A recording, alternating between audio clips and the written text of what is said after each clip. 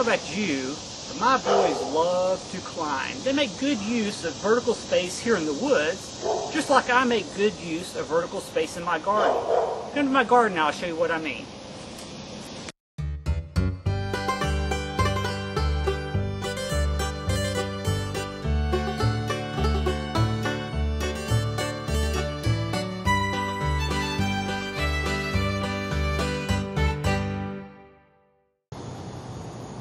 When we talk about using vertical space, I think the thing most people think about is a trellis, a simple trellis. And this is what I have here, a trellis. I have my cucumbers growing up.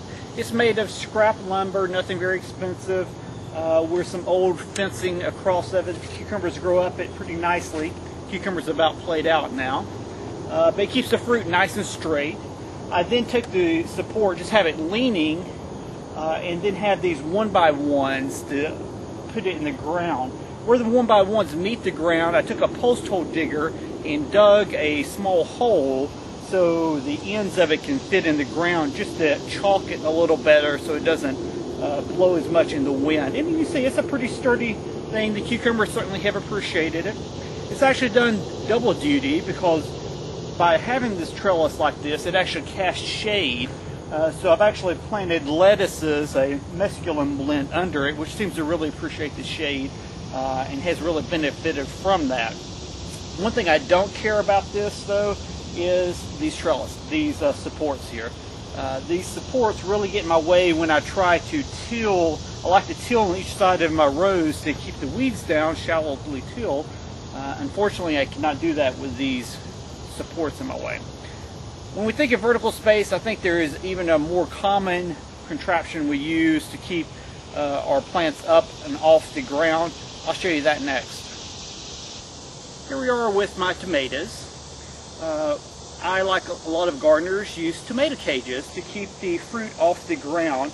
I've used it for many years, tried various methods, staking, these kind of things. Always come back to tomato cages. They do have some drawbacks. Once you have the tomato in there, it's very hard to cultivate around the tomato plant as far as keeping weeds down. What I typically would do is use grass clippings or some other dense mulch to put in the tomato cage just to keep the weeds down. So that's how I handle that.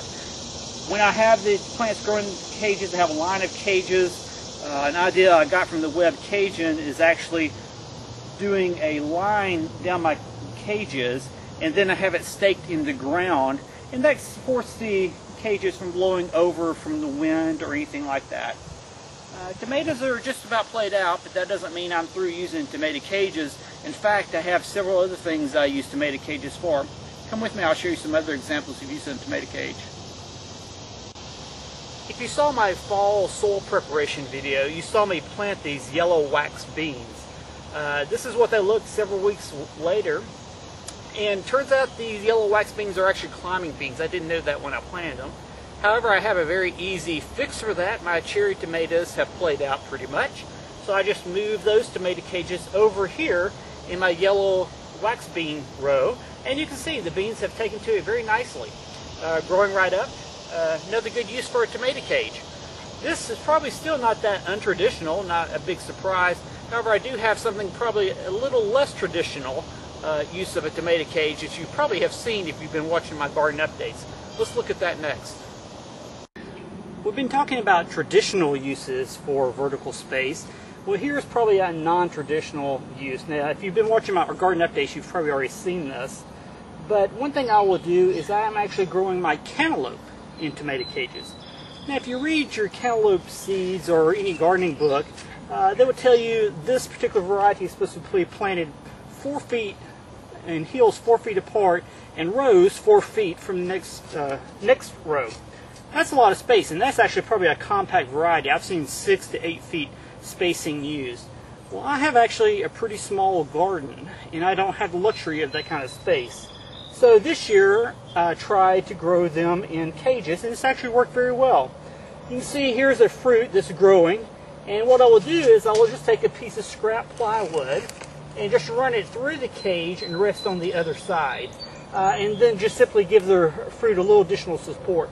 The fruit, when it's full grown, the vine really cannot support the fruit, and the fruit will fall off just probably a week or so before it's completely ripe.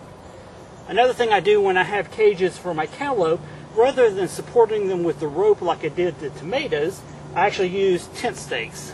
And I will just go get 3 tent stakes and go around the cage, fastening this under the wire and just holding in, and it makes a pretty sturdy frame. One other thing is, if the cantaloupe is on the inside of the cage, then this works fine.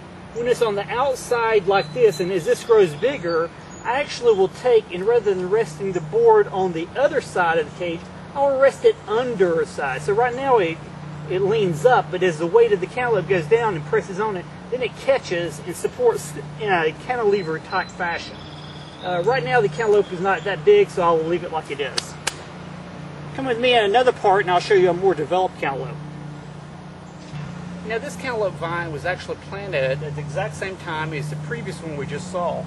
The difference being this cantaloupe vine gets far more sun. Second is the other one was unfortunately suffering from a little too much competition. I had a volunteer melon grow up in that cage, and I didn't realize it wasn't a cantaloupe until too late, and it had really developed a lot of foliage and blocked the sun. So that one is playing catch up, which is fine because the fruit will be developed later. I really don't need that much cantaloupe. You can see this is a more developed cantaloupe. In fact, this cantaloupe has turned all yellow and is ready to pick. I'm not going to pick it yet. I've already gathered 3 other cantaloupes from this vine. This will be my 4th one from it. I'm going to let it sit out here until I'm ready for it and keep it as fresh as possible.